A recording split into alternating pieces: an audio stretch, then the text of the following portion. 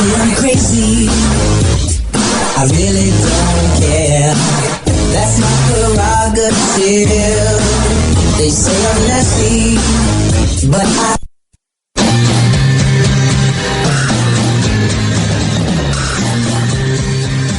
The Conservative Commandos radio show is expanding to become the Conservative Commandos Radio Network. We are establishing a front line of conservative radio broadcasters and ironclad patriots to declare war against the madness of liberalism and the Obama administration. Are you tired of the disregard for our Constitution? Do you still have faith in the American dream? Are you looking for sensible, smart radio? If so, listen to the Conservative Commandos Radio Network every weekday from 11 a.m. to 7 p.m. and Saturdays from 2 to 6 p.m. on WNJC Radio, 1360 on your AM dial, or around the world on the internet at WNJCradio.com. Check out our website, ccrsnetwork.com, for rebroadcasts and network updates. We are the Conservative Commandos Radio Network, where now even more newsmakers go to be heard.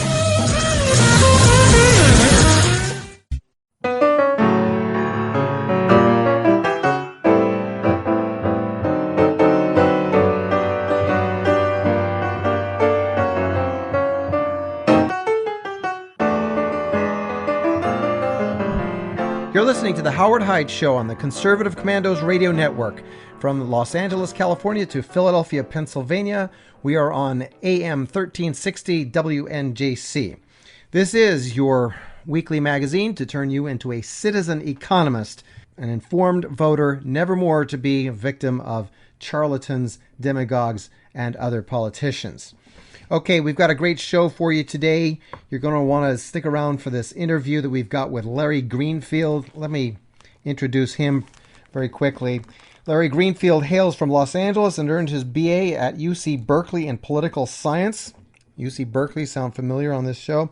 He picked up his law degree at the Georgetown University Law Center in Washington, D.C., where he worked on an arrest warrant for PLO terrorist Yasser Arafat, which helped the Attorney General deter his visit to the United Nations. Mr. Greenfield enlisted and served in the Armed Forces of the United States in Naval Intelligence Reserves. He served as publisher of the Journal of International Security Affairs and lectures widely on American foreign policy. Larry has served as an advisor to elected officials and candidates and as founding executive director of the Reagan Legacy Foundation and as director of the Republican Jewish Coalition. A student of moral psychology and Jewish history and politics, Larry has toiled in Jewish life to broaden the Jewish political conversation. He works professionally as a wealth advisor focused on fixed income and structured finance investing. So you're going to want to stick around for this excellent interview that we've got coming up for you. But first, let's go directly to our Second Amendment update. Like the fun of reaching for a gun and going bang, bang. I come alive each time a 45 begins to bang, bang. And our Second Amendment update comes to us today from our friends over at The Gun Collective. Check them out on Facebook, The Gun Collective. Welcome back to a special edition of TGC News, boys and girls. My name is John Patton. I know it's Friday, and this is not normal at all. It's usually on Mondays, but I have to share some incredibly bad news with you guys. As of today, July 1st, 2016, the governor of California has signed into law a series of bills, all of which are designed to further strip the people of California of their rights and punish them for the acts of a terrorist or a murderer. The gunpocalypse is here. This is real. I'll break the bills down for you the best I can. Keep in mind, I am not a lawyer, and you need to go read these for yourself. There will be links in the description for you to check out. First, SB 1446, a magazine ban going into effect July 1st, 2017, that's 1 year from now, you will be expected to surrender any large-capacity magazines or destroy them or take them out of the state of California. Unless, of course, you are a gunsmith, law enforcement, or a gigantic hypocrite in Hollywood. The punishment, should you not comply, is $100 for the first offense, then $250, then up to no more than $500 for every offense after that. Good luck enforcing this bullshit. Governor Brown, and suddenly California has a massive population of gunsmiths. Next, AB 1511, which would limit someone to loaning a firearm to their parent, child, sibling, grandparent, or grandchild all through an FFL, providing the loan is less than 30 days and not a frequent thing. Governor Brown, how the bloody hell is this going to help prevent any crime at all in the state of California or make anybody safer?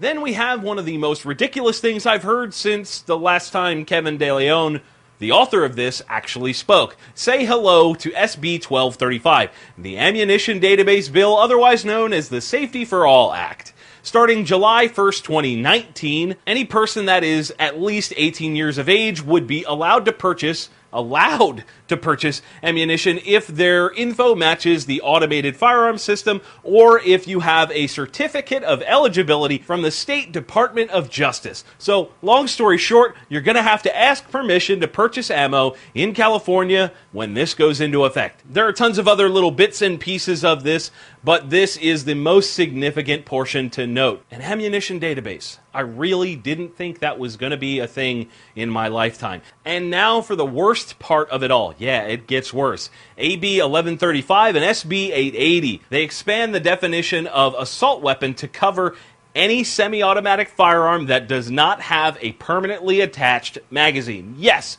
you heard me correctly. Handguns, rifles, shotguns. If the magazine comes out of the gun without disassembling it, that is going to be banned. This is an all-out ban on just about every single semi-auto for sale currently. The bill also says that if you own something right now that would be redefined as the new assault weapon, you would be required to register that firearm with the DOJ by January 1st of 2018. Oh, and they're going to charge you to register the gun, whether it's by mail or online. This is a flat-out assault on your rights. There is no other way to explain what is happening in California. That state is hurting right now, and the only way to fix it is to truly fight or get the hell out of California. There are truly bad things on the horizon, folks. Get ready. I want to hear your thoughts on this down in the comments below. Please take a moment and share this with your friends. Americans need to know that this is happening. This is real. The gunpocalypse is now. My kind of prank is walking in a bank and going bang, bang.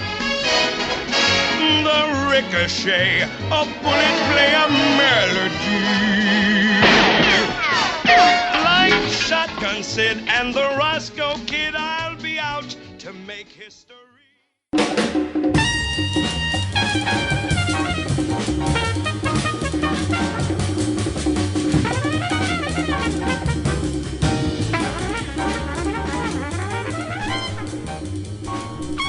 You're listening to the Howard Hyde Show on the Conservative Commandos Radio Network. From Los Angeles, California to Philadelphia, Pennsylvania, we are on AM 1360 WNJC. This program is made possible by CitizenEcon.com, publisher of the book Escape from Berkeley. An ex-liberal progressive socialist embraces America and doesn't apologize.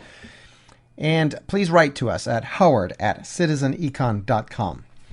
Okay, let's get right to the Godmother Donna Corleone Clinton update.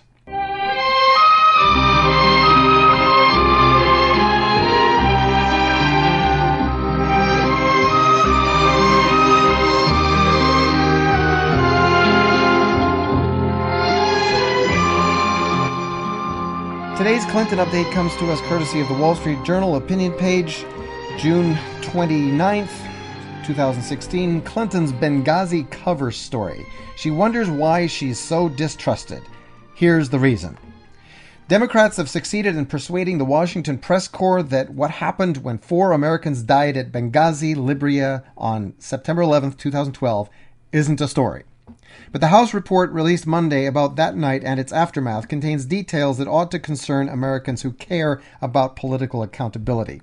Ambassador Chris Stevens and 3 other Americans died in that attack that is dissected in 800-plus pages released by Republicans on a House Select Committee chaired by South Carolina's Trey Gowdy. Go Trey. The report's most disturbing facts concern the way the Obama administration and then Secretary of State Hillary Clinton spun an alternative narrative that is contradicted by their private statements and the intelligence from the scene. We learn from the report that the day after Mr. Stevens became the first American ambassador killed in the line of duty since 1979, President Obama decided to skip his daily intelligence briefing. We also learned that on the day of the attack, in a 5 p.m. meeting that included Defense Secretary Leon Panetta, Mr. Obama said the U.S. should use all available resources. After that meeting, Mr. Panetta returned to the Pentagon to discuss what military resources were available. The Defense Secretary then issued an order to deploy military assets to Libya. But nothing was sent to Benghazi, and nothing was even en route when the last 2 Americans were killed almost 8 hours after the attacks began. The holdup seems to have been caused in part by something else we learned from the report, a 7:30 p.m. teleconference of defense and state officials, including Mrs. Clinton. Ostensibly, they were sharing intelligence and coordinating responses, but they debated whether they needed Libya's permission to deploy American troops to defend endangered Americans, whether Marines should wear uniforms or civilian clothes, and so on.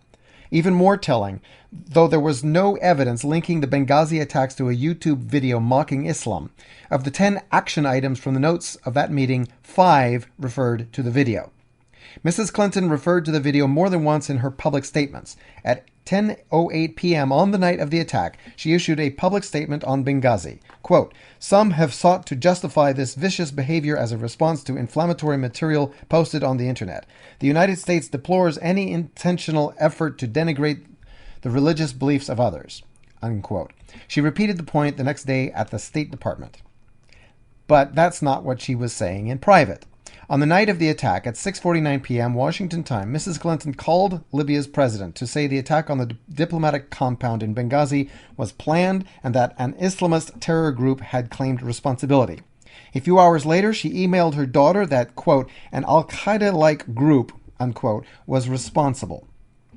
The next afternoon, Mrs. Clinton was even more categorical. In a phone call with the Egyptian Prime Minister, she said the Benghazi attack, quote, "had nothing to do with the film. It was a planned attack, not a protest," close quote. She added that the Benghazi attackers were believed affiliated with al-Qaeda. On Monday this week on the campaign trail, Mrs. Clinton admitted that lots of Americans don't trust her. Quote, "I personally know I have work to do on this front," close quote, she told her audience. This report shows she has earned that mistrust, as have her fellow Democrats on the Select Committee. From the start, they treated the House investigation the way Mrs. Clinton's State Department treated Benghazi, as a political issue. They refused to participate in the investigation and spent most of their time denouncing it as partisan. Their minority report on Benghazi contains no fewer than 23 mentions of, wait for it, Donald Trump. The tragedy of Benghazi is that 4 brave Americans in a dangerous part of the world lost their lives to a determined and deadly enemy. The scandal of Benghazi is that instead of leveling with the American people, Mrs. Clinton and others who knew better opted for a more convenient and corrosive spin. And that's the Hillary Clinton update. Once again, thanks.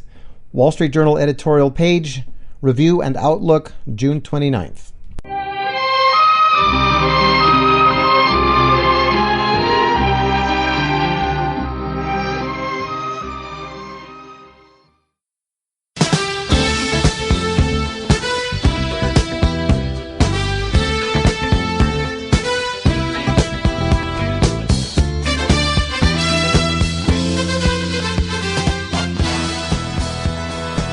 You're listening to the Howard Hyde Show on the Conservative Commandos Radio Network. From Los Angeles, California to Philadelphia, Pennsylvania, we are on WNJC AM 1360. And today we are joined by Larry Greenfield. Larry has served as an advisor to elected officials and candidates, and as founding executive director of the Reagan Legacy Foundation, and as director of the Republican Jewish Coalition. Welcome, Larry. Thanks for joining us. Thanks, Howard. Nice to be here. Now, I've been following you a little bit recently because you've been making the rounds of Republican clubs talking on the theme of why do Jews still vote Democrat? And I've noticed you've got some very interesting ideas as to why that is so. And you are not just resting on your laurels when you talk about it, because I noticed when I've heard you speak on it on 2 occasions, separated by 2 or 3 months, and the material had evolved and matured between the two occasions. You're not just reading from your teleprompter on that, which I respect a great deal. So I wonder if you could talk about those themes for just a few minutes here. Sure, and maybe now we'll come up with a third level of Yes. thinking and theory about it. I like to vary my thought process, and so I don't like to give the same speech over and over again. Sure. And this particular subject is so rich with examples and ideas and Fortunately and unfortunately. and suggested reasoning for why Jews remain liberal Democrats, passionately so, not monolithically so, but by a wide margin, that there's so much to say about that subject that I could give a different speech every night on it. Let's start with the basics. The Jewish vote in the United States remains about 70-30 Democrat over Republican. 2-1 or more. Or more. At its low point, I suggest low point for Republicans, about 90% of the Jewish vote went for the Democrats. That was in 1992. Polls are inexact on this, by the way. You can't really test, Jews are small enough in the United States, we'll get to that as a number, but you can't really know, but these are estimates by pollsters. But in 1992, Pat Buchanan had given his famous culture speech at the RNC convention that turned off a lot of people. A lot of secular, urban, liberal, redundant Jews. And so the Republicans have fought back a little bit. The Jewish political conversation has broadened. There's some more diversification among the Jewish electorate. Former Israelis, Persians, Russians who've moved to the United States are more national security oriented, more hawkish, more culturally conservative. The Orthodox Jewish community has more children, and they tend to be more Republican. And those kids are now growing up. In New York, a reasonably large percentage now of the Jewish vote in New York, the largest Jewish presence in the United States, is Orthodox. So the Jewish Republican vote has gone up in New York. Let's digress on that for just a moment, because liberals in general tend to have a lower birth rate than conservatives and more traditional-minded people of any religion, any sociology, right? So what does that portend more generally? Are we conservatives and more traditionally-minded people of all races, ethnicities, religions likely to win out in the end, in spite of the power of the liberal left, just because we tend to breed and raise larger families? I've thought of this question. It's a very interesting sociological question. Do conservatives have more kids because they're more traditional and family oriented? Well, on the one side, you'd say yes. Look at Mormons. And look at Catholics, although Catholics are not particularly Republican, but a family values type of crowd would have more kids. On the other hand, maybe liberals are more promiscuous. And maybe non-married, and I'm sort of sarcastic, but not really, maybe non-married liberal have a lot of children. On the third hand, abortion. Maybe pockets of liberal America, categorized not so much by race, but I think just by being married or not, have more abortions.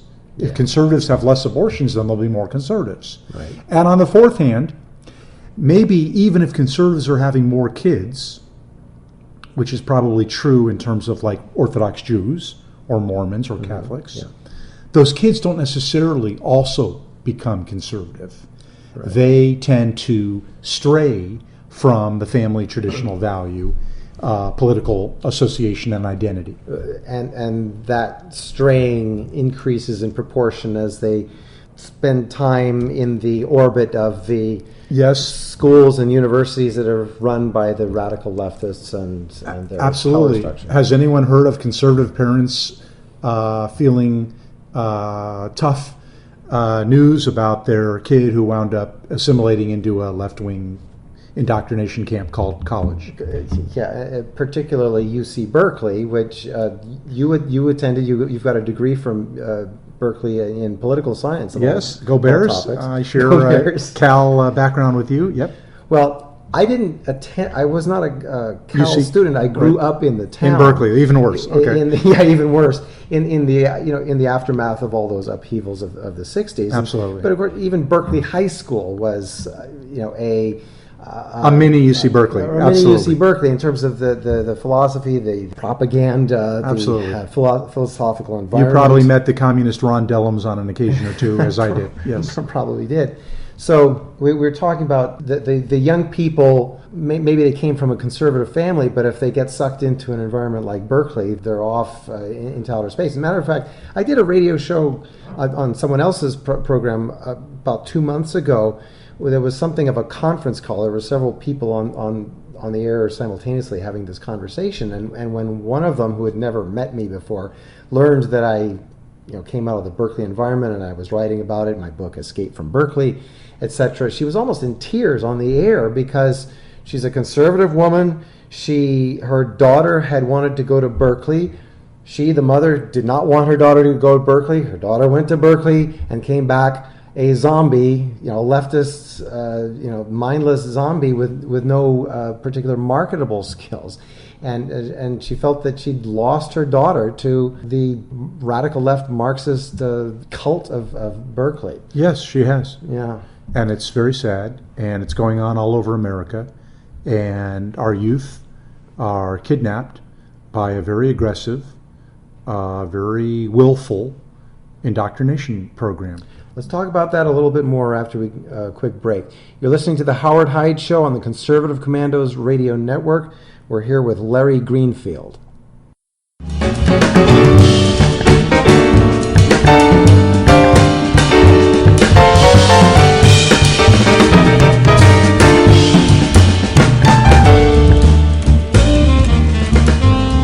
You're listening to the Howard Hyde Show on the Conservative Commandos Radio Network. From Los Angeles, California to Philadelphia, Pennsylvania, we are on WNJC AM 1360. Write to us at howard@citizenecon.com. And once again, we're joined by Larry Greenfield. Larry hails from Los Angeles, earned his BA at UC Berkeley in political science, picked up a law degree at Georgetown University Law Center in Washington, D.C., where he worked on an arrest warrant for PLO terrorist Yasser Arafat, which helped the Attorney General deter his visit to the United Nations. Well, congratulations on that accomplishment, Larry. Can you tell us a little bit about that? Sure.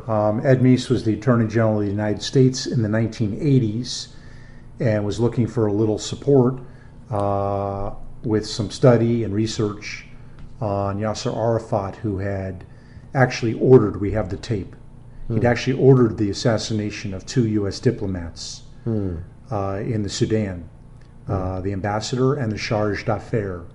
We actually have the tape, and everybody knew we had the tape, and yet... Echoes of Benghazi, I mean, a conspiracy to kill the U.S. ambassador in a foreign country. Absolutely.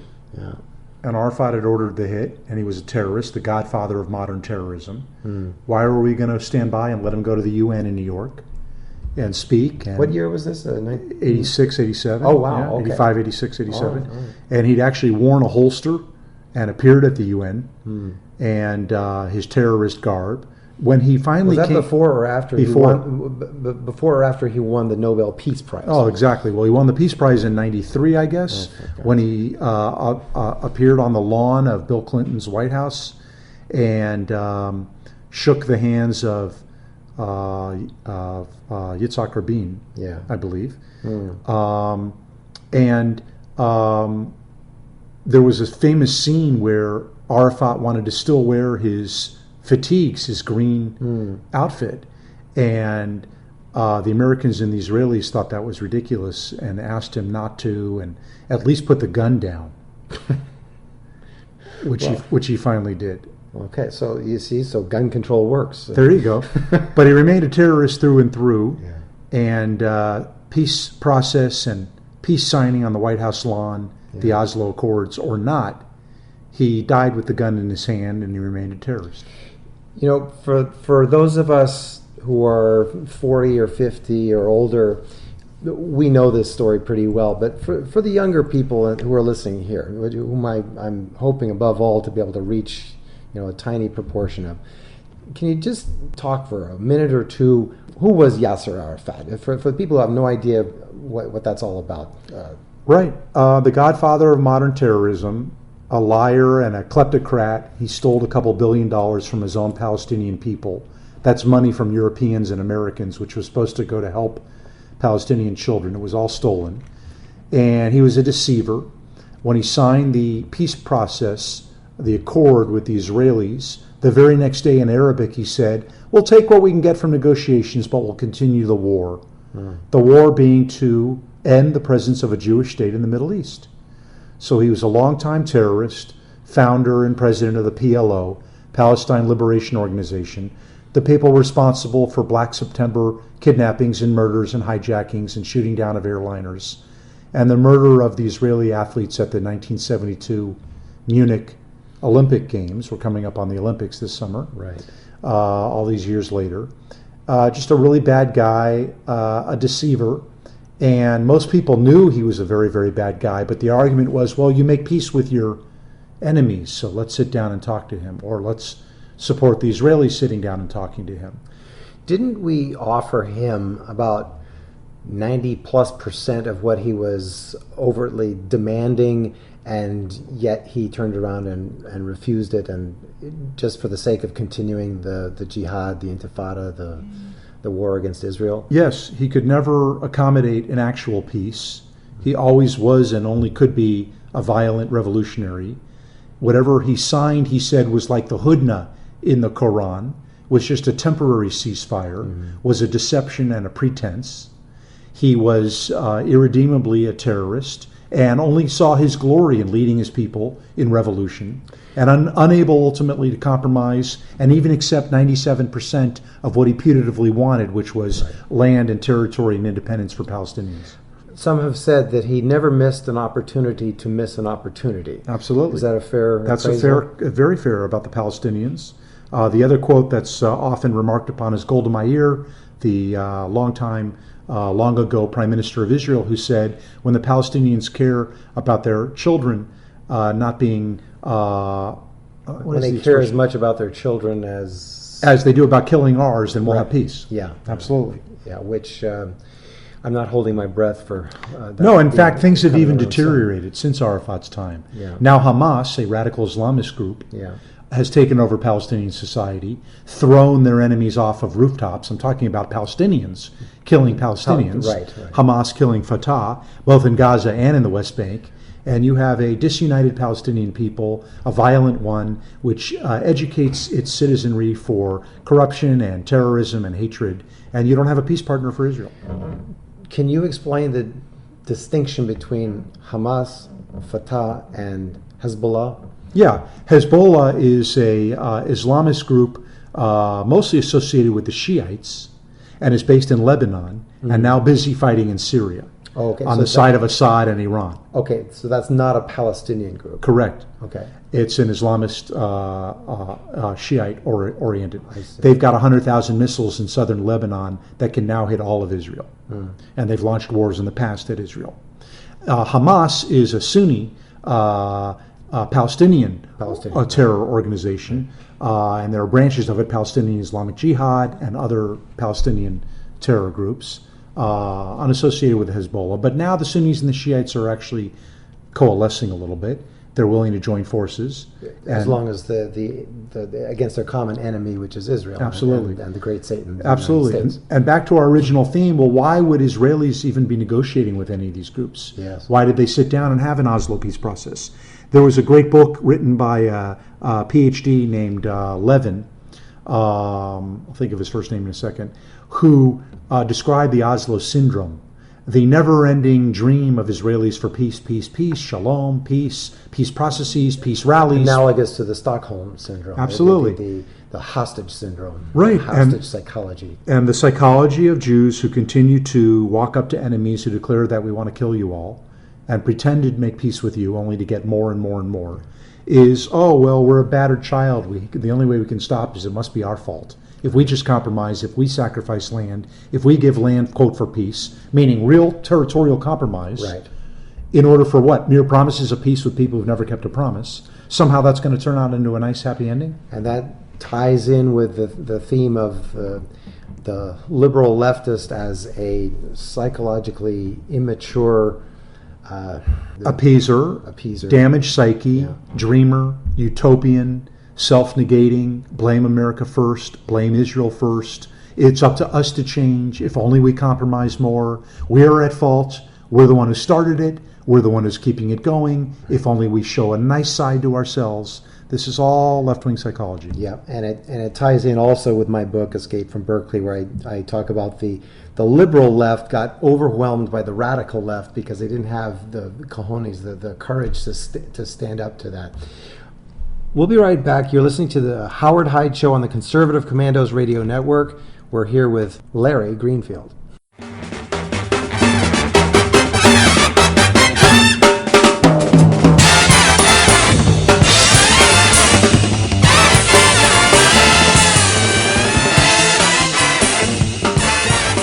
You're listening to the Howard Hyde Show on the Conservative Commandos Radio Network from Los Angeles, California to Philadelphia, Pennsylvania on AM 1360 WNJC.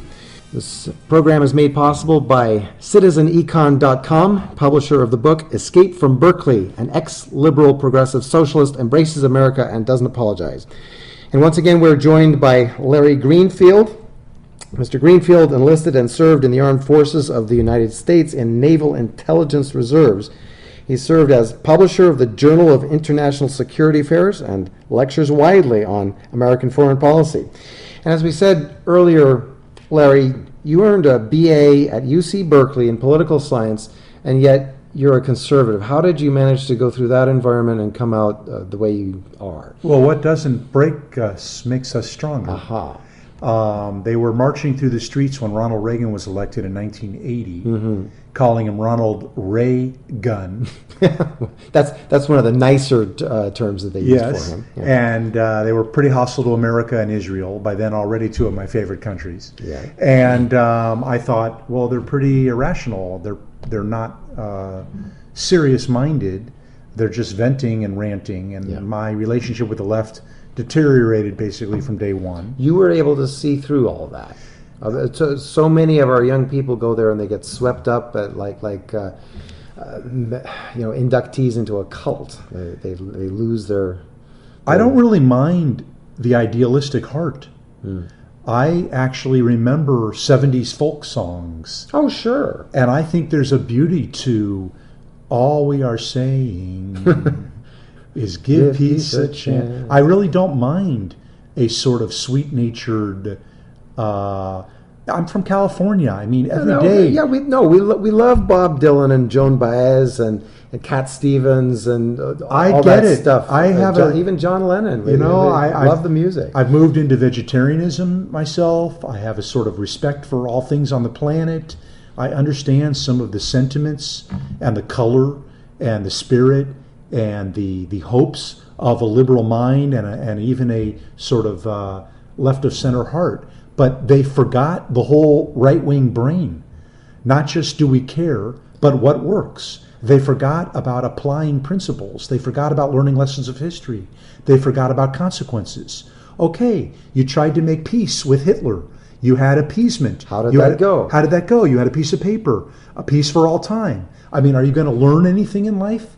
So why don't you marry a liberal heart with a conservative brain? That would be a pretty interesting combination. And so Republicans seem to me, or not even in a partisan way, just conservatism, seem to me more practical and more likely, by the way, to achieve all these goals. Right. You want people to work and achieve and grow and succeed and feed their families and feel better about themselves and improve their lot in life. Well, capitalism seems to work a little better than socialism does. Exactly. It's, as I talk about in my own transformation, I always, when I was a liberal, I wanted the most prosperity for the most people. And as a conservative, I want the most prosperity for the most people. And the difference is that I've concluded that it's free markets and voluntary cooperation and entrepreneurial creativity that bring this about more effectively than top-down bureaucratic socialism. It's very important, your message, Howard, and your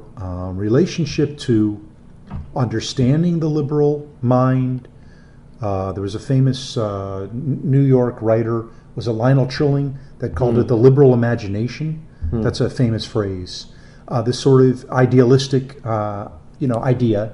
But isn't that something of a conceit? I've come to view that as another one of those things where the liberals, and especially the radical left of Berkeley, they're always talking about how much smarter, how much more moral, how much more creative, how much more virtuous in every possible way they are than those Neanderthals over there on the right side of the aisle. Well, so here we break it down. We think, I bet we agree, that there are good-hearted, naive, even liberals. Oh, yes. Who have a good soul. And that's a very well put. Good-hearted, naive. Absolutely. But the left... And that with the naivete is their downfall. The left has a whole different project. They're about control. Right. The radical left, what I call it. They're full of hate and alienation. Yep. Or utopianism like Marx and others to the point of wanting to control and dominate. Yeah. And FDR and Woodrow Wilson before him and many who packed the court and who have huge executive authority, or who feel we're in a post-constitutional age and the rules don't apply to them. Right. That's what they call progress. We're going to progress beyond the Constitution and its archaic constraints on power. So they are very interested, though, in their own power and their own rule-making and their own domination of our lives. Yes. And so I do separate between sweet liberals Yeah. and a pretty aggressive, pretty bullying, even totalitarian at times, with speech codes and all kinds of rules about everything we do in our lives left. Right, and just last week we interviewed Evan Sayet, the author of The Kindergarten of Eden, How the Modern Liberal Thinks, and he makes that same distinction between the liberal true believer and the, what did he call it, the mindless, the zombie follower. So something, he didn't use the word zombie, but it's along those lines. Right, so and getting back to the Jewish story. Yeah. We talked about a few examples of the Jewish community demographically broadening. Yeah. But still there remains a dominant ethic or culture, or I'll even call it religion, of liberalism. Mm-hmm. So for many secular urban Jews, not the 10% of American Jewry that's more religiously observant or orthodox, their religion has become progressivism, Democratic Party politics, environmentalism, all the isms except Judaism. Right. All the isms that make them feel like we care, we're the good people. Mm-hmm. You and I just talked about how that doesn't necessarily make you the good person. You might think you're the good person. You can brand yourself the one who cares. But if your policies don't actually add up to utilitarian value, more people eating, feeding their families, growing, achieving, innovating, creating, then you're not actually doing any good at all. Right. And so there remain lockstep in the Democratic Party, and I outline in my talks 3 major reasons why. Yeah. The first is sociological. People tend to vote the way their parents and grandparents did. Mm-hmm. And the Democratic Party was warmer toward immigrants. Many Jews came over in the big immigration waves in the late 1800s and early 1900s. And Jews have a long memory, and they got associated with the Democratic Party in urban cities, by the way, like a lot of Asians do today. Mm-hmm. And so they became Democrats for life and for generations. In spite of their achievements and their work ethic and their family values being pretty much on the face of them at odds with what the Democrat Party is promoting in our society. And certainly has come to be. And why would they stay in coalition with people who don't like them very much? Yeah. The Democratic Party has got a lot of people who don't like Israel, in fact, don't like Jews. Yeah. But they feel cocooned into a coalition with other minorities. This is the Democratic Party, identity politics. Yeah. Together we're all stronger. I'm a small minority, you're a minority, let's all vote Democrat and we'll keep the man, I guess the man, we're the man, out of power. And so that's part of the sociology of Jews voting Democrat. Number 2 would be ideologically, we talked about that, the Torah of liberalism, the religion of liberalism, the belief system of liberalism. It must be right because it's liberal. We think it sounds good to care for the widow, the poor, the orphan, to have government spend money on poor people. Well, what if it's not actually helping poor people? What if it's not growing the economy? What if it's actually setting people back and disincentivizing work and effort and reward? Yeah, and where do they cross the line between, we care for the poor, we care for people who are unemployed, people who are having difficulty in their lives, we want to help people. When did we decide that rather than we actually doing that in our churches, our synagogues, our mosques even, our temples as a community, when did we decide that the way to do that was to ship all the money to Washington, D.C. and hire a professional bureaucracy that we have to give salaries and funded pensions and all that too, so that they can wisely administer all that for us. When did we get the idea that would actually result in the best optimum solution to poverty and these social problems? There you go, asking a rational question about evidence and actual metrics and effectiveness and efficacy. And I'm a good person because I vote to tax you to give money to Washington, to them to spend it poorly and send it the other people. Yeah. Absolutely. Yeah. So just look at the school systems of Detroit and Chicago and Los Angeles, California, and one-party state, California, and ask how that liberal project is working out for the poor people that they say they want to help, by the way. Right. Or how about minimum wage for 18-year-olds, which now won't be hired? How's that going to work out for 18-year-olds and their whole economic future, which is dependent on getting their foot in the door of the economy?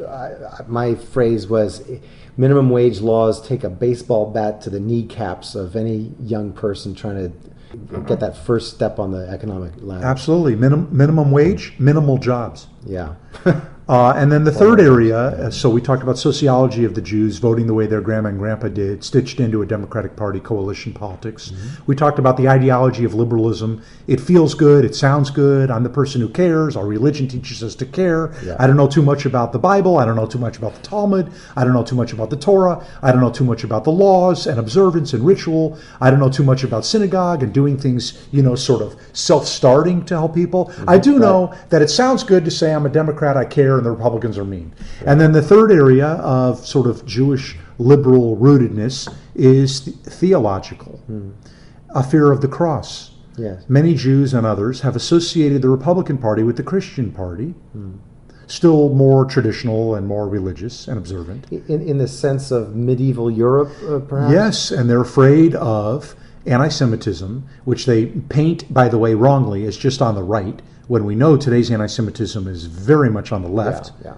And by the way, Voltaire was pretty rough too. And those who were a part of the Reformation and those who were part of the Enlightenment were very rough on religion, which they associated with Jews and Christians. And they were very hostile to many Jewish communities. Yeah. The left and Marx, etc., were not very nice to the Jews. Right. But many Jews see the Republican Party as the Christian Party.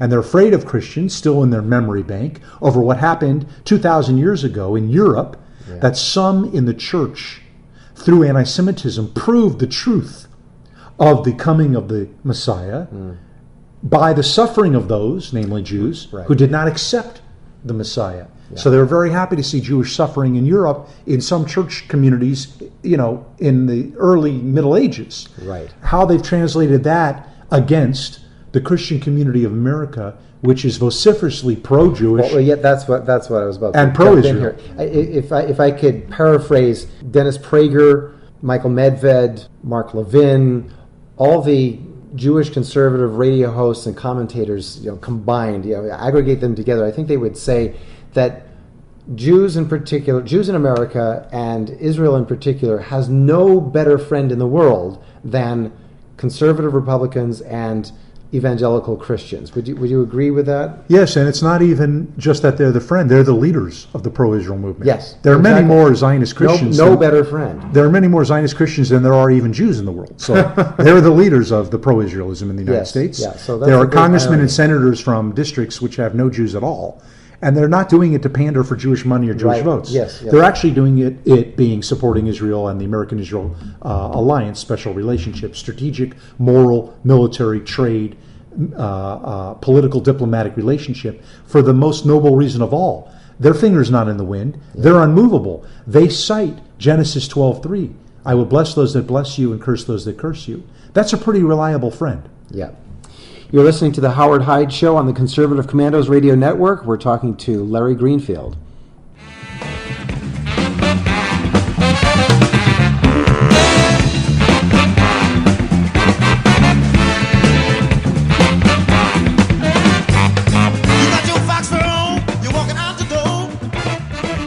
And you are listening to the Howard Hyde Show on the Conservative Commandos Radio Network. From Los Angeles, California to Philadelphia, Pennsylvania, we are on AM 1360 WNJC. Send us your comments at howard@citizenecon.com. And continuing our conversation today with Larry Greenfield. Larry is a student of moral psychology and Jewish history and politics. Larry has toiled in Jewish life to broaden the Jewish political conversation. And so, Larry, let's broaden that Jewish political conversation to ask the question, why in the world would Jews align themselves with a party that has never been more openly hostile to the state of Israel, as we see from Obama and Hillary right on down the line? Yes, and to confirm your statement, to underscore it and underline it, poll after poll, Pew and Gallup, show by 50 points Republicans align themselves more closely with Israel. Yes. On questions, should we stand by Israel responding to rockets, mortars, and missiles landing on southern Israel from northern Gaza? Should we move the U.S. Embassy to where Israel says its capital is Jerusalem? On issue after issue, Republicans are vociferously pro-Israel, Democrats not. You saw it at the 2012 Democratic National Convention, where actually the masses at the convention booed Israel. Wow. You see the policies of the Democratic Party and their votes in Congress. And while there still are pro-Israel Democrats, by wide margins now, the base of the Democratic Party is actively hostile now to Israel, Israeli politicians, Israeli policy, sides with the Palestinians against Israel. So why? Why would they still... Many Jews don't prioritize Israel, so that's not what they're voting on. They deny it. They're in denial, and that's not just a river in Egypt. Thank you. And just look at Obama's policies. Okay, so his mentors were hostile to Israel: Edward Said, Rashid Khalidi, Ali Abu Nima, Frank Marshall Davis. He comes from an intellectual and college left, which was hostile to, quote, the colonial, the white, the friend of the United States. Israel's looked at as a little brother of the U.S. It's nationalistic. It's religious. It's actually got an army. No, we're comfortable with Jews who are... victims. Obama even said, I like the Israel of Golda Meir. I don't like today's Israel so much. we like Jews when they're passive and helpless. Yes, and victims. Absolutely. But not when they're strong and carrying guns. Absolutely. Obama broke 400 years of tradition in the United States of standing behind the U.S., Israel, or Jewish 400 years? 400 years of national sort of identification between Americans and the Jewish people and their 400 sovereignty. years? Yes, 400 years. That would be, what, 1600? Yes. 16? Yes, the settlers came to our shore and declared themselves Zionists and said, we have founded here a new Zion. In fact, we pick up on the story of the Exodus. We read our Bible. We're fundamental Christians. We believe in the Jewish story. We believe in the Exodus. We're going to name our kids right out of the Bible. A Christianity with a strong bias toward the Judaic roots of Christianity. Absolutely. Yeah. There's a 400. In fact, they called it restorationism. The idea in the 1600s, yes, and the 1700s and on, that the Jews have a right to return to their ancient homeland and restore the sovereignty of the Jewish people in their homeland. And you saw it in every president since the founding of the Republic, a moral, military, strategic, political, diplomatic alliance. And Obama broke it all. He said, no, I want to create space between the United States and Israel. Yeah. He's created space between us and all of our traditional friends. I mean, even he returned the bust of Winston Churchill to the Queen of England. Absolutely. So we don't need this anymore. Obama took the wrong side in Honduras against the people and the Attorney General with the thug Zelaya, who wanted to stay in office. He didn't even read the letter from the great dissidents of all time, Lech Walesa and Václav Havel, who said, don't forsake us, by cutting off radar and installations of missile defense in the Czech Republic and Poland. He took the wrong side in Egypt and sided with the Muslim Brotherhood. He took the wrong side, abandoning the Syrian people when Assad used chemical weapons. He abandoned Netta to the streets to bleed to death in Iran. Took the side of the mullahs with a long project to make friends with the mullahs. He's basically turned his back on Israel like he does many other pro-Western, pro-American. It's a blame America first, very deeply psychologically hostile to America and its project of leading the West, of serving the West, of being successful in the West. This is left-wing college radicalism. Yeah. Well, as a right-wing conservative, if I can use that label for myself, I have something of a more self-interested motivation. You see, the way that the Obama administration and just the evolution of things has so corrupted our agencies of security, FBI, CIA, NSA, TSA, DHS, all of them have gotten so corrupted by denying that Islam has anything whatsoever to do with all these terrorist attacks and so on, that I'd like to just chuck them all and outsource the whole thing to the IDF. The Israeli Defense Forces could take over all those functions for us and do a much better job. I mean, you ask the average cop on the beat Yeah. or Justice Department official, many of whom have traveled to Israel to learn about counterterrorism. Yes. And learn techniques of crowd control even. Many Americans understand. Or how to do airport security. They exactly, don't have, like they don't have the LL. lines with officers groping your kids and delaying you so much that you miss your flight. They don't do that in Israel, and yet they're even more under siege than they're far more under siege than we are. Absolutely. And yet they They profile. yeah they profile. Yes. They discriminate. I think Yeah. no, even by behavior. Forget even by how you look. Sure. But Body language. 80-year-old women in wheelchairs tend not to be the ones who are saying Allahu Akbar and blowing up, Really? cafes. I never knew that. Absolutely. So there's a political correctness. There's a purposeful denial of the real war we're in, Yeah. the third jihad. And so that also applies to the foreign policy views. And so Obama is decidedly hostile against Israel. I can cite you chapter and verse. They pretend that they're friendly, but they're not.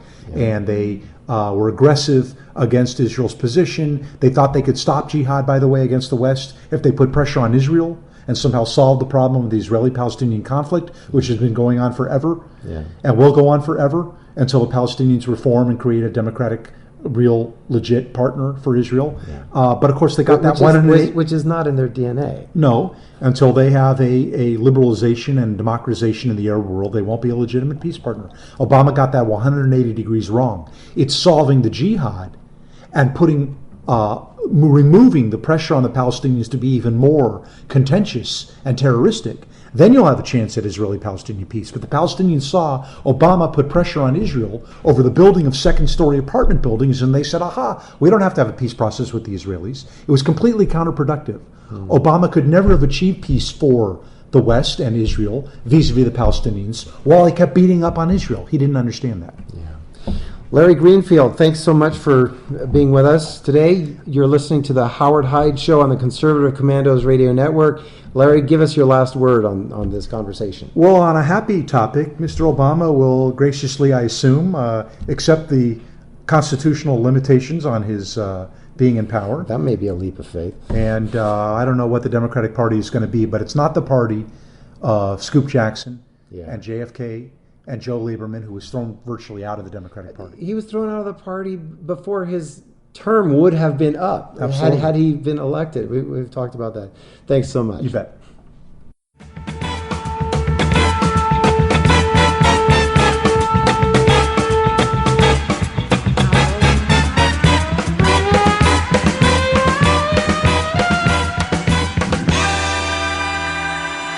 You're listening to the Howard Hyde Show on the Conservative Commandos Radio Network. From Los Angeles, California to Philadelphia, Pennsylvania, we are on AM 1360 WNJC. Lots of folks are buying guns these days, thanks to rising crime rates and failure of leadership at the top, as well as the unprecedented impulse of Democrats to grab our guns and take away our Second Amendment rights, and the rise of ISIS and terrorism from Paris to San Bernardino and from Brussels to Orlando. People are waking up to the fact that the primary responsibility for preserving our own lives is ourselves. The police are minutes away. We need to be defended right now. And the only person who can do that is ourselves. So as a public service, then, I would like to review some basic firearm safety rules. Okay, it's very important that as more of us include firearms as part of our personal defense system, that we understand how to handle these tools safely, above all. Okay, rule number one, all guns are always loaded all the time. That's the attitude we have to take. Rule number two, never point at anything you're not ready to kill or destroy. Rule number three, keep your finger off the trigger until you have made a decision to shoot what's on your sights. And rule number four, always be aware of what's next to and behind your target. Okay, so let's go into a little bit more depth. All guns are always loaded all the times. That's the attitude that you have to have. When you see a gun, assume that it's loaded. Never take anyone's word for it that, oh, here, check out this gun. It's not loaded. Don't worry. Or maybe you're taking it apart for cleaning or maintenance or whatever. Keep the ammunition separate. Okay. I can't tell you how important this rule is. A dear friend of mine in high school was killed by some moron who thought it would be funny to point an unloaded, quote unquote, shotgun at him and pull the trigger. Okay, that's all it takes is a moment of stupidity, of phenomenal stupidity in this case, to take away a life, to take away, I've had 35 years of college and work and family and marriage and children and so much life that my one of my best friends in high school never had, never will have, because of the momentary incredible stupidity of somebody who treated a gun as if it was not loaded. All right, don't do that. Number 2, never point at anything you're not willing to kill or destroy. Okay, don't cover anything with the muzzle of your weapon, and this is very easy to violate by accident. For example, especially with handguns that are so easily manipulable, they're so easy to turn several degrees in one direction or the other. You might be at the range, 20 people lined up, shooting at targets downrange, paper, steel, whatever, and your friend calls out to you, "Hey, Joe," and you turn and say, "Hey, what, Joe?" What? And what have you just done? You've turned your body 90 degrees, and now you've just covered 10 people with your muzzle. And maybe your finger's still on the trigger because your finger was on the trigger when your friend called out. Okay, always be aware of what you're pointed at.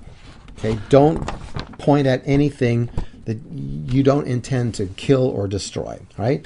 Rule number 3: keep your finger off the trigger. The only time the finger is on the trigger is when you've made a decision to shoot what your sights are on.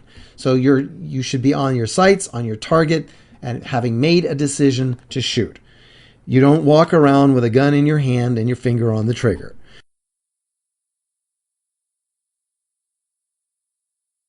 Number 4, always be aware of the target, what's around it, what's next to it, what's behind it, its background. Remember that bullets can travel a long distance, a mile or two. Okay? It's not just the immediate piece of paper or tin can on the tree stump that you're shooting at. It's the cottage, a half mile downrange, or it's the innocent passerby, and it could be the innocent passerby in a car driving half a mile away. Okay, so just even though maybe you're in a dire situation, you've got a lethal threat, some tripped out meth addict is coming at you with a knife and you're in fear of your life, be aware of what's next to and behind that target. Don't just start shooting wildly. Don't let it lead to tragedy. And rule number 5, I didn't touch on this at first, but here's another rule. Repeat after me. The most dangerous person with a gun today is me. That's the attitude that we all have to take. You have to take this attitude. I have to take this attitude. Never allow complacency or cockiness to creep in.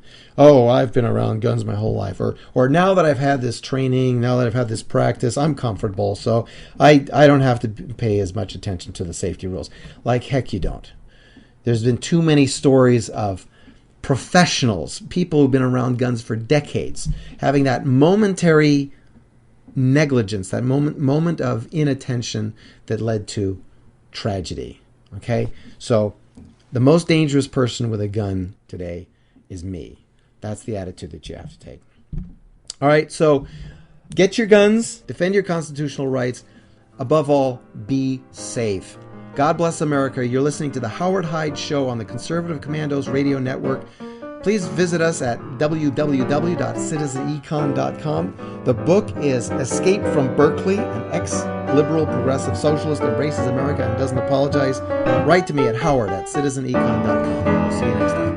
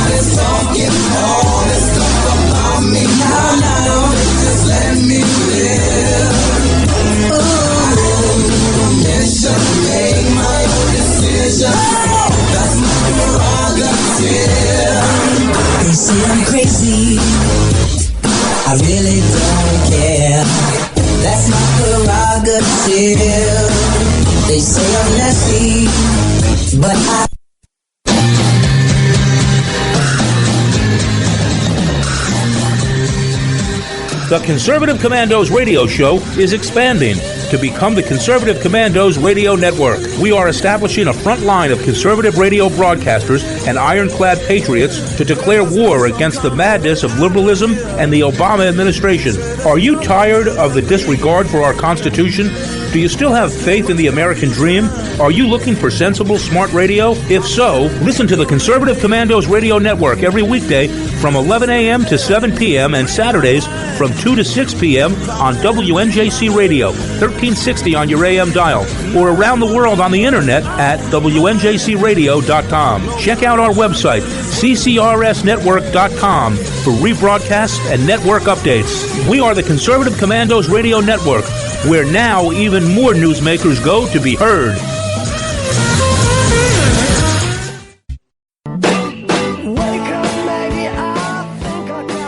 Wake up, America. I think I got something to say to you. I love the United States of America, and I want you to love the United States of America too. Wake Up America Radio with Dr. A and Lubell is not a safe space, so enter at your own risk. You will be exposed to the truth, and we will endure the consequences. Now, rest assured, Dr. A will not try to put his brain into your head. I will, however, motivate you to think and to use the analytical part of your brain that very few people want to use because it requires actual effort and actual work.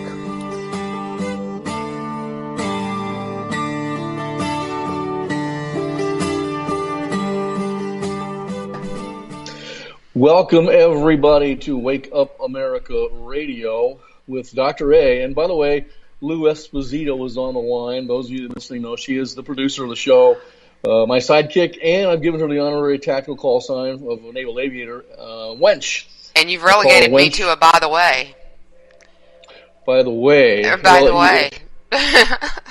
The producer, but she doesn't take crap from anybody, even Dr. A, as you noticed by that feisty little attitude right there. And obviously you're there because you're talking, Lou. Is that correct? Yes, I'm here because I'm talking. You know, and I got as far as I can tell couple from things I want to say before we get into this now. First one, I think I've asked this before. Lou, how could any human being eat black-eyed peas? But I don't get it. They're delicious. Maybe I need to come up and live in North Carolina for a while to figure this out. But you're in the heart of black-eyed pea country. You're in Georgia. That's why I was sick all day yesterday. Okay, well, I didn't know that. You were sick from black-eyed peas?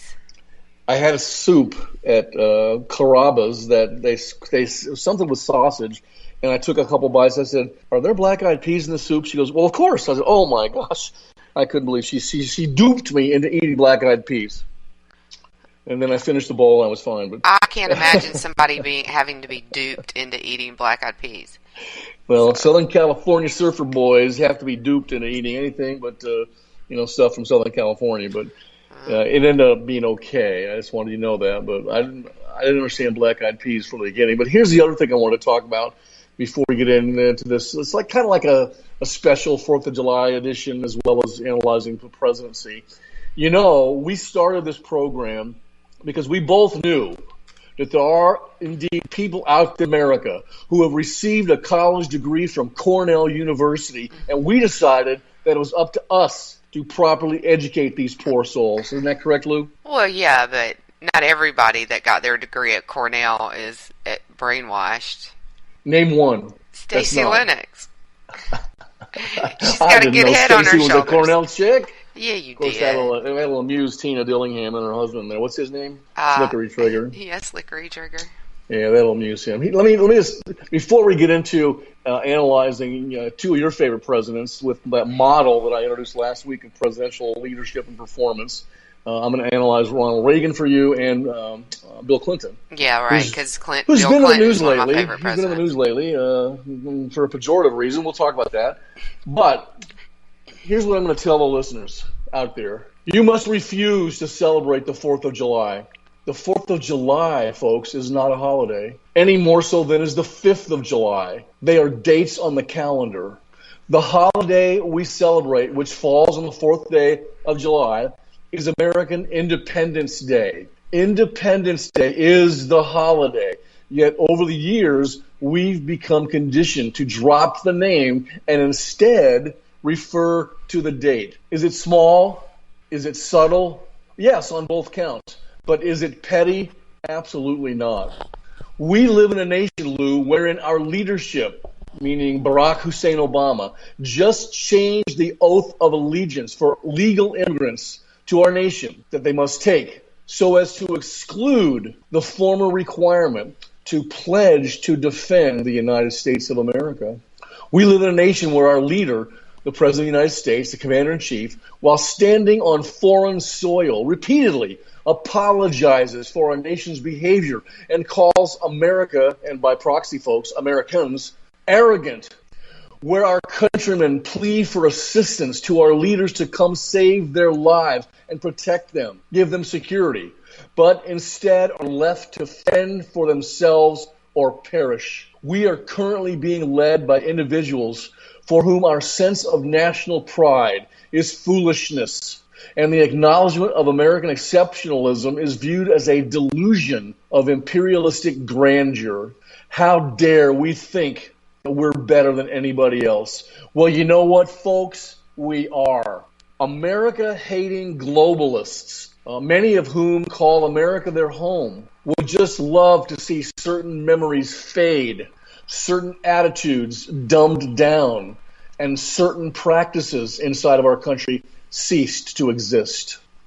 Practices such as the celebration of America's independence and her subsequent rise to become the greatest superpower in the history of planet Earth.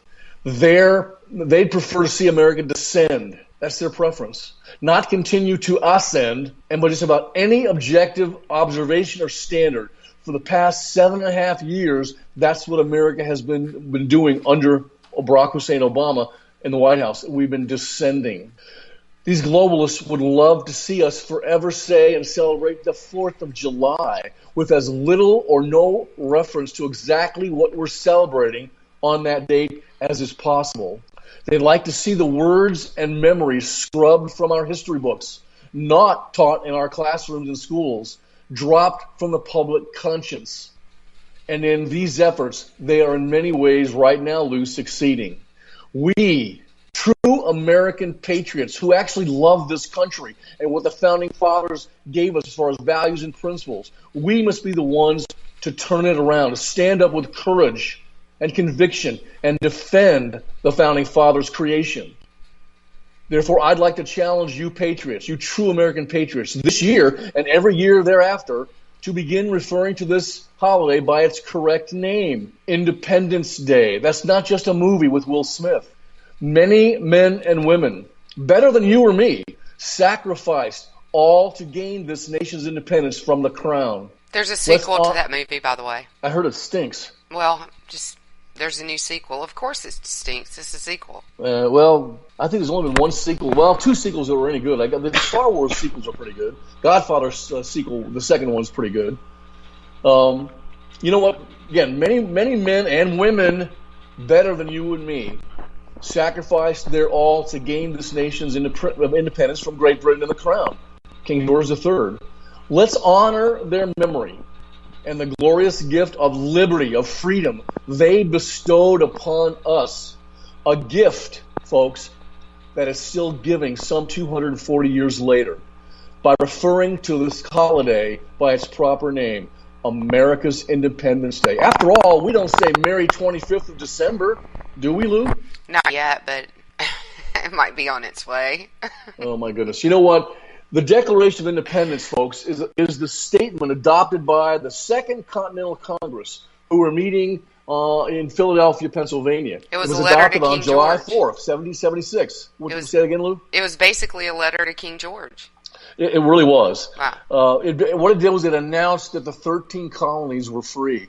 We had been at war for almost a year with the Kingdom of Great Britain at that time. So by this document, we regarded ourselves as a newly independent sovereign nation and no longer under British rule.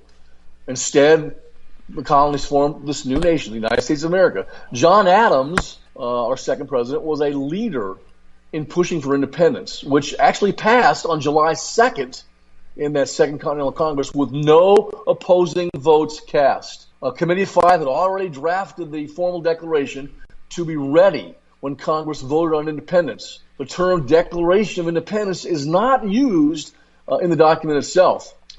John Adams persuaded the committee to select Thomas Jefferson, as we all know, hopefully, from school, to compose the original draft of the document, which Congress then would edit to produce its final version.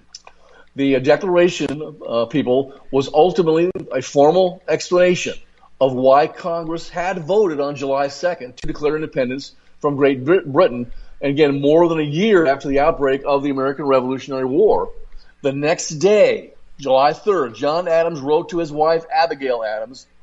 He said this: "The second day of July, 1776, will be the most memorable epoch in the history of America. But the national birthday, Independence Day, will be celebrated on July 4th. That's the date the Declaration of Independence was actually signed." You know, the sources and interpretation of that document, the Declaration of Independence, have been the subject of much scholarly and not so scholarly inquiry over the years.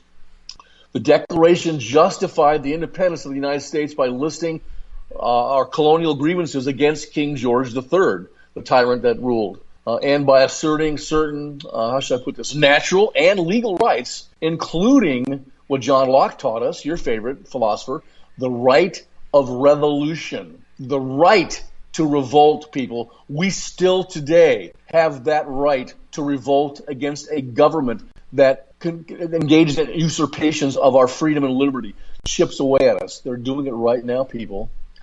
Having served its original purpose in announcing independence, reference to the text of the Declaration after that in the following years were few. Abraham Lincoln, although, made it the centerpiece of his rhetoric. You can see that in the Gettysburg Address, and the centerpiece of his policies. Since then, it has become well known for its statement on human rights. Now, here, what I want to do is what all my students have had to do for every class I teach. They have to read this right here. This is the unanimous declaration of the 13 states of America. When in the course of human events, it becomes necessary for one people to dissolve the political bands which have connected them with another, and to assume among the powers of the earth the separate and equal station to which the laws of nature and of nature's God entitle them. A decent respect to the opinions of mankind requires that they should declare the causes which impel them to the separation. We hold these truths to be self-evident, that all men are created equal, that they are endowed by their Creator with certain unalienable rights, that among these are life, liberty, and the pursuit of happiness, that to secure these rights, governments are instituted among men, deriving their just powers from the consent of the governed, that whenever any form of government becomes destructive of these ends, let me read that again, folks, listen very carefully, that whenever any form of government becomes destructive of these ends, it is the right of the people to alter or to abolish it, and to institute new government, laying its foundations on such principles and organizing its powers in such form as to them shall seem most likely to affect their safety and their happiness. Prudence indeed will dictate that governments long established should not be changed for light and transient causes. And accordingly, all experience has shown that mankind are more disposed to suffer while evils are sufferable than to right themselves by abolishing the forms to which they are accustomed. But when a long train of abuses, 7.5 years worth maybe, and usurpations, pursuing invariably the same object, evinces a design to reduce them under absolute despotism, tyranny, it is their right, no, it is their duty to throw off such government and to provide new guards for their future security, Such has been the patient sufferance of these colonies, maybe even these 50 states, Lou, and such is now the necessity which constrains them to alter their former systems of government. The history of the present King of Great Britain, insert President of the United States, if you will, is a history of repeated injuries and usurpations, all having in direct object the establishment of an absolute tyranny over these states, over these people. To prove this, let facts be submitted to a candid world. And in that case, in this document, Lou, Thomas Jefferson gave us 26 different things that the King of England had done to injure the United States, the 13 colonies. And you know what? That's happening right now. And here's how he concluded this. In every stage of these 26 oppressions, we have patiently petitioned for redress in the most humble terms. Listen to that, people. Our repeated petitions have been answered only by repeated injury. A prince whose character is thus marked by every act which may define a tyrant is unfit to be the ruler of a free people. Nor have we been wanting in attentions to our British brethren. Insert the liberals here. We have warned them from time to time of attempts by their legislature, their sycophants, if you will, to extend an unwarrantable jurisdiction over us. We have reminded them, our brethren, the liberals, of the circumstances of our emigration and settlement here. We have appealed to their native justice, and we have conjured them by the ties of our common kindred to disavow these usurpations, which would inevitably interrupt our connections and our correspondence with these people. They too have been deaf to the voice of justice, I say mind raped, and our plight. We must therefore acquiesce in the necessity which denounces our separation and hold them as we hold the rest of mankind, enemies in war, peace in friendship.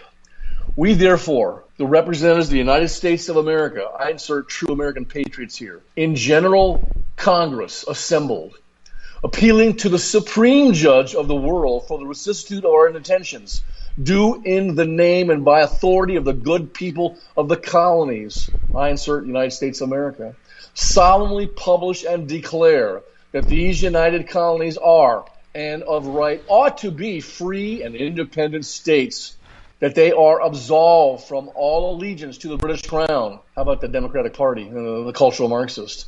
And that all political connection between them to the state of Great Britain is and ought to be totally dissolved. And that as free and independent states, they have full power to levy war, conclude peace, contract alliances, establish commerce, and to do all other acts and things which independent states may of right enjoy.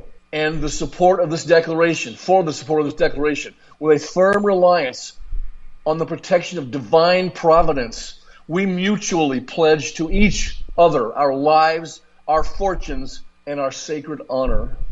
Now, I'm not sure how many people have actually read those words, Lou. Do you have a comment on that? Yeah, probably. Probably not a lot. I think that it's like the Constitution, that they know quotes from it and parts of it. And I think that even those people are probably few and far between. You know, I don't think the average person, even maybe not the average person, but most people in this country don't know our founding documents, understand them, or understand the history behind them. Unfortunately. Well, they need to, because it is and here's why. God's shining city set upon a hill. I believe Exactly. And here's why they need to understand it. You talked about the 26 points that they went through, the injuries of King George. You can, and I've done this recently, you can go through those 26 points and relate nearly every one of them, if not all of them, to something that our government does to us today. Exactly. And just for example, there's the taxation without representation. Well, when a government bureaucracy or bureaucrat establishes a new regulation and imposes it upon the people, without the approval of Congress, that is taxation without representation. And if you don't think it is, read the Stamp Act. It was not a tax, it was a regulation. Exactly. Great point. Yeah, and that precipitated, the Stamp Act was the final straw that established the Sons of Liberty, that brought our founding fathers together, and that precipitated the American Revolution. So that's why when I was reading the Declaration, I inserted in spots that I thought was appropriate: the United States of America, the American people, the knucklehead liberals who, and they're Islamo-communists in the White House, and Mrs. Clinton hopefully going to be in the big house one day. Well, and I think rather than inserting on the other side with for the King George's part in that document, I think rather than inserting that the appropriate body or entity to insert there would be the federal bureaucracy, the federal regulators, and not because they're the ones that are amassing power on behalf of the politicians, and in coordination with the politicians. So it is the political power structure, but it is driven by the bureaucracy. And if you don't believe that, look at the politicians in power now and track back their history in the bureaucracy. Some of them, most of them, if not all of them, have touched, especially the most egregious ones, have touched or been involved in our bureaucracy at some level. I'm not exonerating the knuckleheads in the Republican Party either, of which there are many of them in the Republican Party that are just in collusion to keep their power. And you talk about bureaucracy, that's a great point. You look at German sociologist Max Weber. He said, if you want to find the real power in government, look at the bureaucracy. That's where the rubber meets the road. Absolutely, and communism was founded on that. And this is something that I've said since I was in college. Marx was not looking for a utopia. He was looking for a way to make the bureaucrats the power structure. He was and back in that day and in his society, you basically followed whatever professional path your father had. His father was a bureaucrat. Right, exactly. End of story. I mean, it's the same Machiavellian principle, but just applied to bureaucracy. So, and with that, I think we need to take a break. Are you ready? Oh, okie dokie. We'll take a break and we'll come back and we'll analyze the American presidency. All right, we'll be right back.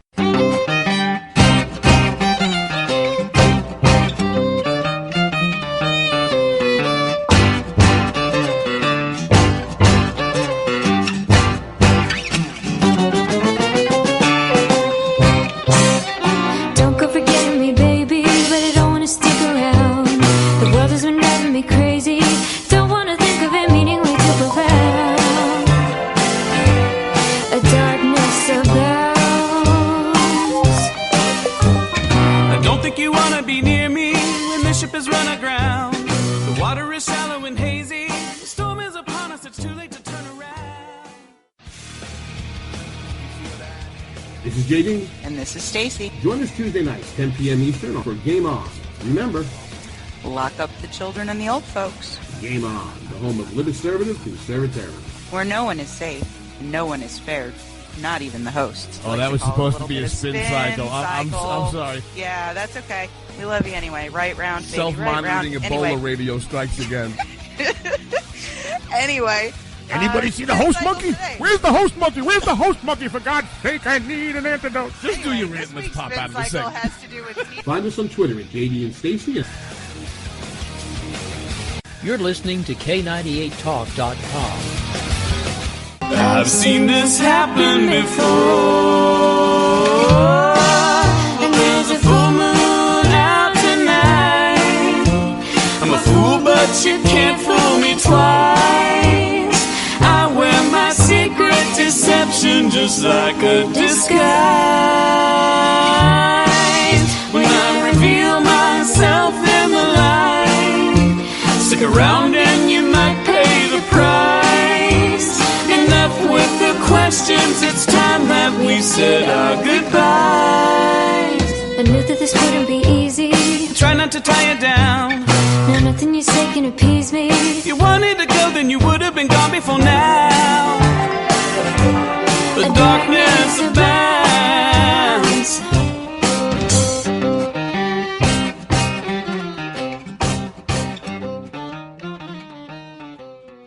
Music for Wake Up America Radio is provided by Tennessee Jed, whose new CD, Stronger, is available on iTunes. Great, go. Okay, folks, we're back after we talked there a little bit about the Independence Day, Declaration of Independence for our country, our great nation of America. Last week, we started analyzing the American presidency and people that have served in that office and what are the approaches to actually trying to understand greatness or failure in the White House. It's something that we do all the time. We don't really realize it. We have all these polls that measure approval rating and that sort of stuff in different areas. And in my classes, I ask my students to write down their top 3 presidents, and then we discuss those top 3 presidents. It's a diverse opinion, by the way. And then I ask them, upon what variables did you gauge greatness? Some people just thought John Kennedy was a good-looking guy. Some people thought Ronald Reagan, was a cowboy. That's why they voted for him and said he was greatest. But there are more scholarly ways to analyze the American presidency, or how should I put this, approaches to analyzing the presidency. The first approach, probably the most popular, is the power approach. And we talked last week about Richard Neustadt, who was a staffer for Eisenhower, wrote a book called Presidential Power and the Modern Presidents. I refer to that a lot. All my presidency students will read that book. So there's the power approach to analyzing the presidency. Then there's the character approach. Lou, does character matter in the presidency? Absolutely. Oh, you got that right. James David Barber wrote a book called Presidential Character. So there's the character approach. Then there's the policy-making approach. So Lupin Scholl wrote a great book called President and Congress, analyzing how the president interacts with the Congress in the legislative process to create public policy, and that's the public policy approach. And the last approach is the greatness approach. Murray and Blessing wrote a great book, fantastic book called Greatness in the White House. Now, these 4 approaches, I argue, can be subsumed under the concept of presidential leadership. All of these are independent variables, if you will, in the model of presidential leadership.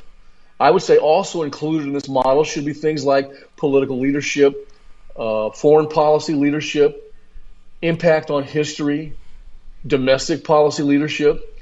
Each one of those variables would possess a small amount of the total causality in explaining presidential leadership and a certain percentage of the total causal factor. This comes to us from the 1950s because the behavioralist approach became the en vogue way to study complex social relations in social sciences. Okay? As you all know, the purpose of science is understanding phenomena through description, explanation, and prediction. And unlike the natural sciences, political science is not a science of certainties. It is a science of probabilities. And that's what a whole bunch of the political scientists started doing, mathematical modeling. That became their paradigm to determine causality. Okay, determine the impact of various independent variables or causal factors on the outcome of a phenomenon, the dependent variable. This is where multiple regression analysis came into play. Now, in natural science, Lou, we can usually explain phenomenon by using recursive causality. What does that mean? A causes B. One variable can cause one result. It's recursive.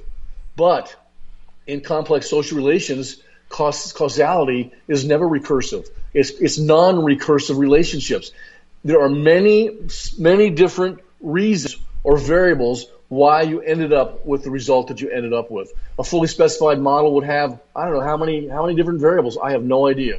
You could keep adding them. Now, last week, Lou, I gave you 6 variables in my model for analyzing the presidency. So let's take a moment to use this model to examine the presidential performance of 2 presidents, your favorite, Ronald Reagan, and Miss Stacy's favorite, Bill Clinton. Is that true? Absolutely. That is not Stacy's favorite, but Reagan is just to clarify, Reagan is my favorite modern president. Thought Bill Clinton was Stacey Lennox's favorite president. You know better than that. You know better than that. Misinformed. Okay, all right. Reagan is my favorite modern president. He's not my favorite president overall. He's my favorite modern. And those who don't know, the modern presidency began with FDR. That's when the so-called scholars will say the modern presidency began with FDR. Let's look at Ronald Reagan, Lou's favorite. Given the centrality of appeals to the public in the modern presidency, it is remarkable, people, that Reagan was the first White House occupant who had been a career public communicator before entering politics. Ronald Reagan turned his professionalism to great advantage, carrying off his rhetorical responsibilities with a virtuosity exceeded maybe only by FDR. He and his aides, the staffers, managed to make effective use of what they call the line of the day approach to presidential public messages. They still use that today, Lou, the line of the day. I did not have sex with that woman. Islam is a religion of peace. Do you get it, folks? That's the line of the day. That's what everybody will talk about. It was a video. That video, that YouTube video that nobody saw, that caused what happened in Benghazi as a carry-on from what happened in Cairo. Thank you, you lying piece of womanhood, Mrs. Rice, who basically got her talking points from Obama. Nothing happens without Obama's express permission and direction. But he never knows about it, according to Josh Ernest. He reads about it in the news next day, or he sees it on CNN. He's a liar, people. Just like Mrs. Clinton and her husband Hillary, who just had a really nice chance meeting on the tarmac there in Phoenix Sky Harbor Airport with Loretta Lynch. Is that kind of a funny coincidence, folks? Can you think about that for a second? His wife is under criminal investigation by the FBI, who works for the Attorney General, Mrs. Lynch. Well, and the great thing was that at the presser the day after, Josh Ernest was asked about it. And he said, well, I haven't talked to him about it, but what I can tell you what he thinks is, and then he proceeded to say what he thinks. Well, if you haven't talked to him, Josh, how do you know what he thinks? Exactly. Yeah. Exactly. He was told what to say. Right. You know, that wasn't a chance meeting, and I think she needs to actually leave. She might need to resign. I think she should resign, yeah. You know why? Maybe you don't get this, folks. Listen to Dr. Ray. Trust Dr. Ray on this one subject. Barack Obama and Bill Clinton will be the first two witnesses called in the trial of the century of Mrs. Clinton. They'll be the first two witnesses called because they both knew what she was doing. They're complicit. That's going to happen. We kind of got ahead of ourselves there. But you know what? Line of the day. That's what we're talking about, the line of the day. Reagan and his staffers were also, during his 8 years, masters of the atmospheres of presidential communication, consistently providing television with irresistible images that dominated the evening news. That's what we talked about several months ago, the presidential spectacle, Lou. It really is important to getting the president's message across to a compliant set of people in the masses. As a communicator, the first variable in this model of presidential leadership and analysis, as a communicator, Ronald Reagan offers lessons that any chief executive should and could take to heart. But the organizational side of his presidency is mainly a source of warnings. Reagan appears to have had no general views about presidential organization. His presidency, I have argued several times before in the past, was a laboratory for examining the impact of a president's advisors on presidential performance. When Reagan's assistants in his administration took advantage of his strengths and protected him from his weaknesses, the results were often impressive, as was the case with the enactment of his tax cut in the economic program of 1981. But when the reverse was the case, Lou, there was a danger of such misadventures as the Iran-Contra affair. Mm-hmm. Now, for all of his limitations, and all of us have limitations, but for all of his limitations, Reagan possessed exceptional political skills. He was active in selling his policies within the political community as he was in promulgating them to the wider public audience. And yet, I argue, he was far more than a mere front man. Reagan was decisive in setting the direction of his administration's programs. He also had impressive negotiation skills, a necessary resource that any president needs to be a successful leader. No matter what their visions of Reagan, this is continuing on in the model, no matter what your views of Reagan or my views of Reagan, no one would accuse him of lacking vision, the fourth aspect of my model. It was evident to all that he was committed to a handful of policies, things like a strong military, low taxes, and much less government involvement in the economy and in people's everyday lives. It was also crystal clear that he was adamantly opposed to the Soviet Union, part of his axis of evil. Reagan's convictions and his vision for the nation, I would say, provided a beacon for his political counterparts. Lou, what you saw was what you got with Ronald Reagan. Now, Reagan's cognitive limitations, I would argue, were a little bit troublesome. This was a president who never fully grasped the logic of nuclear deterrence and genuinely believed that, at least at his time in history, it would be possible to produce an invulnerable space shield to nuclear weapons. Still, I believe there was more to Reagan's intellect than meets the eye. While he was not endowed with superior logical abilities, he was gifted at interpersonal relationships and strategic use of both verbal and body language. Of course, these are traits that are more common to actors, usually, than politicians, although it's becoming more and more a trait that politicians use as well in their personal spectacle to get elected and reelected. Ronald Reagan succeeded at turning these things to good political effect. Reagan was like FDR in that his leadership was better served by his temperament than by his intelligence. He always projected an image of self-confidence, but not arrogance. He was comfortable with himself. Dr. Ray is not arrogant. I'm just self-confident in an extreme way, and comfortable with myself. As all naval aviators are, I'm reaching out to you, Hammy, to let you know I've been watching what's happening on Twitter with you and Ari dealing with those knuckleheads. Now, for example, Reagan was confident in his own perceptions, feeling free to ignore his conservative base when he sensed that the United States could do business with Soviet leader Mikhail Gorbachev. Reagan was also like FDR in not fully revealing himself or his inner self. He did not do that.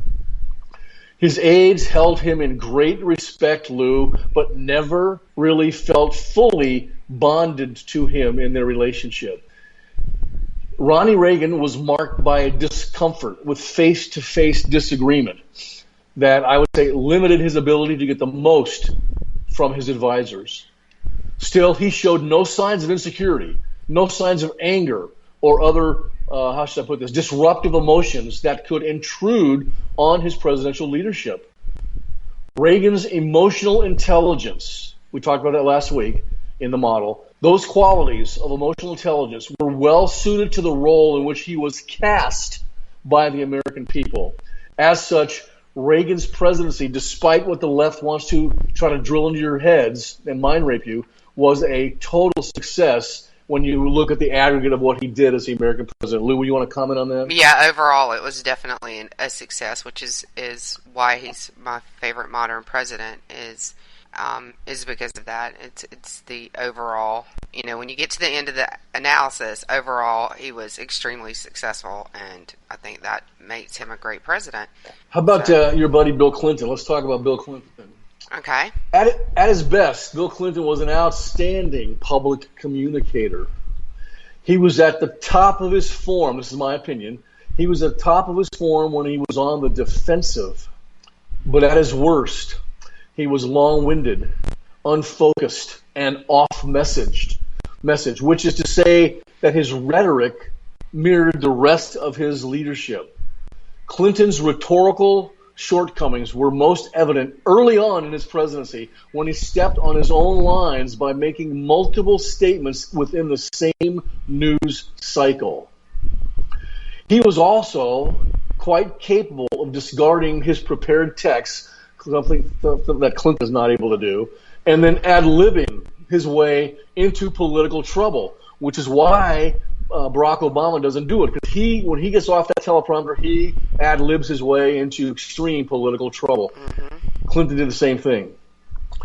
The oxymoronic organization of the Clinton White House, I've often compared to a little boy's soccer team with no assigned position and each player chasing after the soccer ball. The Clinton White House did not fit the existing models, there are two, of presidential organization.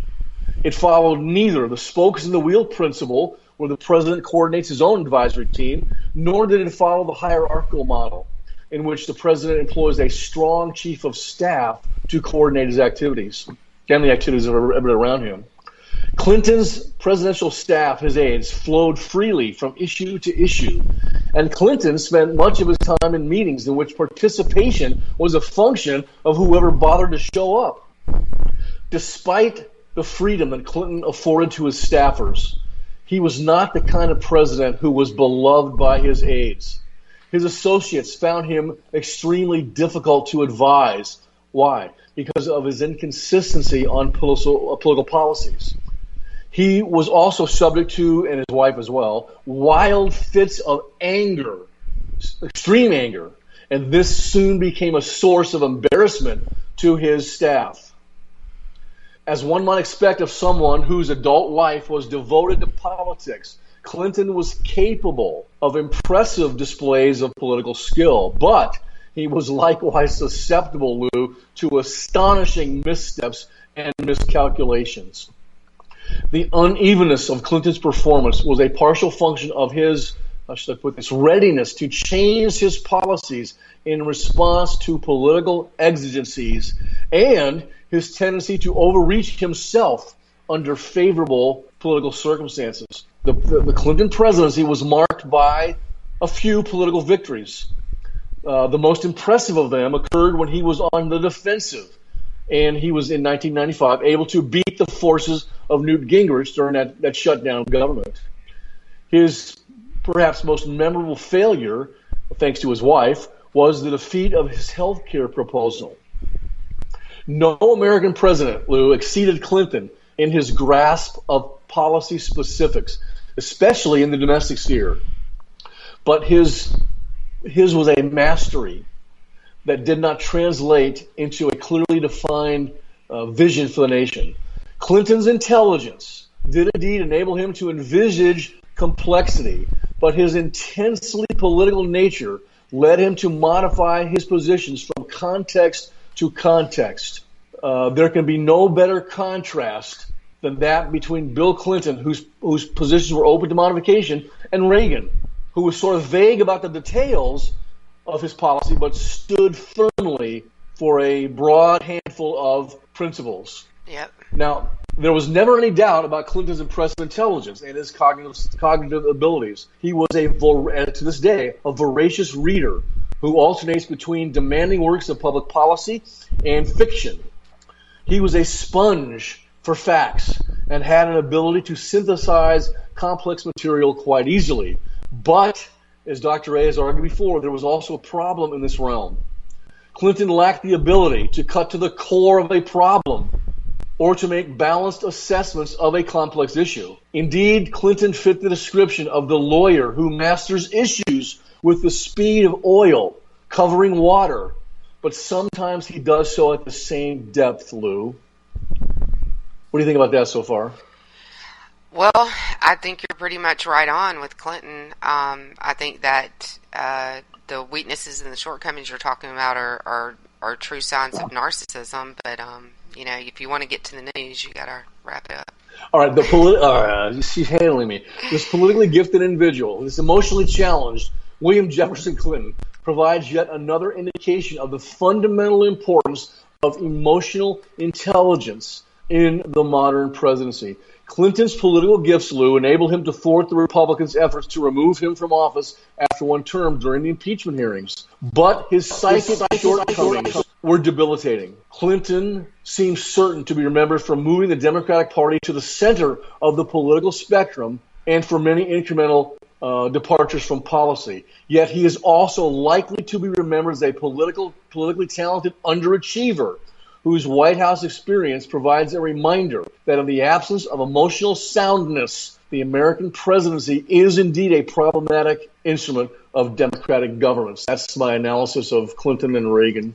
I hope you enjoyed that. Yeah, I definitely did, and I do think that most of those, if not all of those shortcomings for Mr. and Mrs. Clinton are signs of narcissism, especially the anger. Exactly. Yeah. So you want to take a break and then get into the news, or what do you want to do? We got a lot of news, so let's skip the break. How do you feel about that? Okay, that's fine by me. Yeah. It's our we show. Don't have we can do what anyway, we want right? to. Nobody loves our show. Don't have to sponsor us. But, you know. Let's see. You know what? The first thing I want to get your opinion on this, and we were just talking about this off the air, folks. By the way, folks, you got to listen to me on this one subject. Like, trust me, Dr. In this one subject. My producer, Lou Esposito, is incredibly intelligent, and when she analyzes something, you better listen to her because she knows from what she's talking about. Trust me. Now, I'm going to get her opinion on this. Bill Clinton just coincidentally found his airplane on the tarmac in Phoenix, Arizona Sky Harbor Airport a few minutes before Loretta Lynch's airplane, for some reason, landed in Phoenix. What's she doing in Phoenix anyway? I have no idea. But she landed, and they had a 30-minute meeting on board her airplane and allegedly talked about grandkids and travel. Right. That's why the FBI agents weren't. That's why the agents weren't allowed to stay.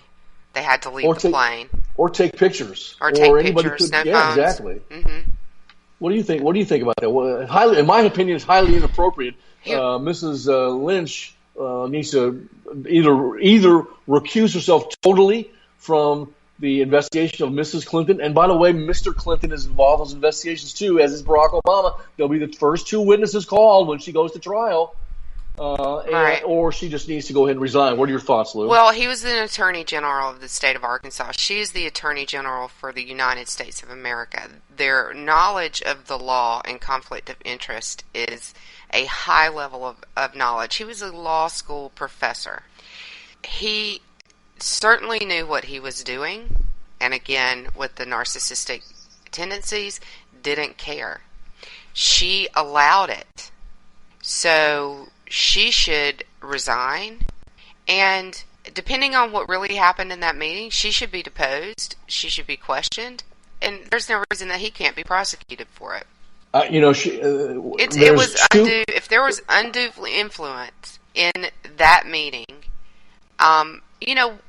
what did he ask her for? What did he offer her in return? That's my question.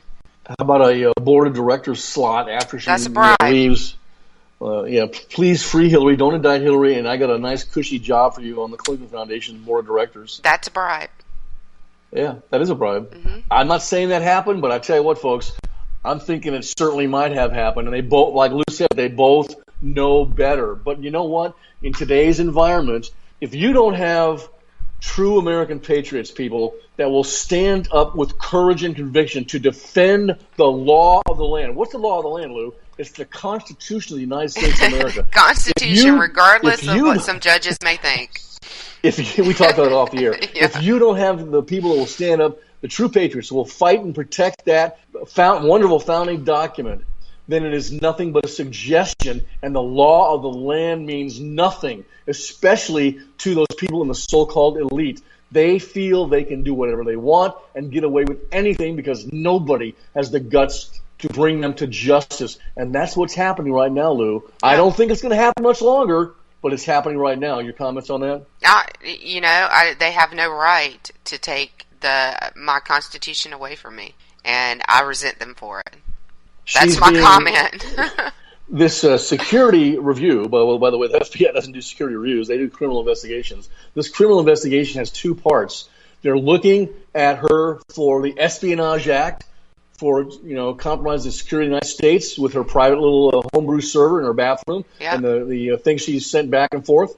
And they're also looking at bribery, state bribery, for what has occurred with her accepting money, tons of money from these foreign nations and these individuals as well, in exchange for political favors and things sent their way. Mm-hmm. You give me $50 million, we'll send you some F-16s.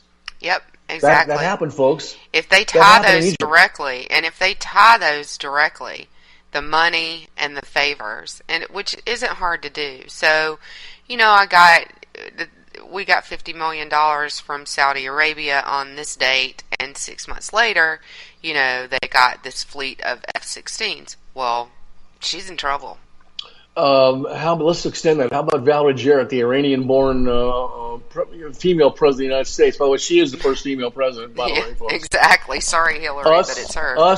Sorry, Hillary. Us giving a hated enemy, a terrorist nation, the number one sponsor of terror in the world, Iran, $150 billion, and Obama's letting them continue to put their policies of getting this nuclear program going. Mm-hmm. They have their little machines going constantly. They're getting this stuff they need to build these nuclear weapons. It's happening every single day. He is not only allowing it, folks, he's facilitating, because he is one of them.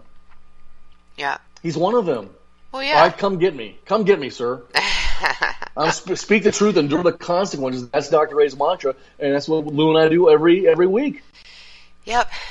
Well, I think you're absolutely right. She wields way too much power from behind a veil.